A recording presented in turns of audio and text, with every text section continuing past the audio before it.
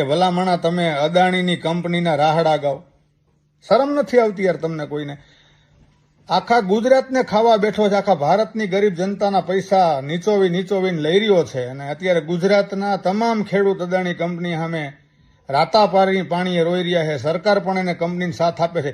એના રાહડા ગાવાના હોય, માંગડાવાળાના ગાવાના હોય, બાપડે રામવાળાના ગાવાના હોય, જોગીદાસ બાપુ ખુમાણના રાહડા ગાવાના હોય. આ તો કે અદાણીની કંપનીની વાતું ન થાય. અરે ભલા માણસો, આ એ જનતા છે જેને તમને અહીં બેહાડ્યા છો, અને ગમે ત્યારે આ જનતા ફેંકી હોતી દે. દેશની અંદર આવડું મોટું આંદોલન થયું, વિદ્યાર્થીઓ આત્મહત્યા કરી, કેટલાય વિદ્યાર્થીઓના માથા ફાટ્યા, કોઈના પગ તૂટ્યા, બેનું દીકરીઓને એવી જગ્યાએ ધક્કાને મારવામાં આવ્યા, કપડાં તોડવામાં આવ્યા કે જાહેર મીડિયામાં વાત પણ ન કરી શકી. ગુજરાતની અંદર અત્યારે ગામડે ગામડે ખેડૂત પરેશાન થઈને બેઠો છે, ઉપવાસ સામણીઓ નાખીને બેઠા છે. ત્યારે આપ બધા પાસે લાખો ફોલોવર છે, આપને લાખો લોકો માને છે, ચાહે છે, આપની વાતનું અનુસરણ કરે છે. ત્યારે તમારી ફરજ હોવી જોઈએ ભલા માણસ કે વિડીયોના માધ્યમથી ભલે તમને ખરાબ લાગતું નહીં એવી ભાષાથી સરકારને કાંઈ તમે સંદેશો આપો કે ભાઈ આટલી વસ્તુમાં સરકારે કરવા જોગું ખરું. તો જ્યારે દેશમાં કાંઈ પરિસ્થિતિ સર્જાય ને, મને એક વસ્તુ બહુ યાદ આવે છે.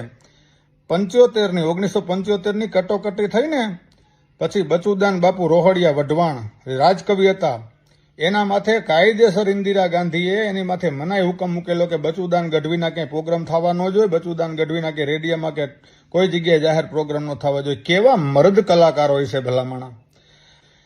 દુઃખની વાત છે ભલામણા. સ્ટેજ ઉપર બેહીને તમે જે વાતો કરો છો એનું અમલીકરણ તમે તો કરો કોક દિવસ. તમે તો મર્દ થઈને બતાવો.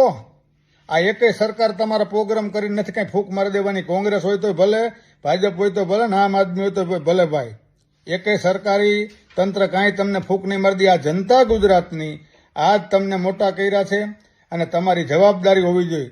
જવાબદારી ચૂક્યા છો બધાય કલાકારો, કે આ કલાકાર જોગ વિડીયો છે, આ બધાય કલાકારોને મોકલજો. બધાય કલાકારોમાં લગભગ મારા મિત્રો છે, મને ખબર છે, એટલે ભાઈ તરીકે મીઠો ઠપકો છે. આ તમામ કલાકારોની ફરજ હોવી જોઈએ કે અત્યારે એ લોકો જનતાની પાસે ઉભા રહીએ, દેશમાં થતી પરિસ્થિતિ વિશે જનતાને વાત કરે. આટલી જ વાત કરી વિનવું છું.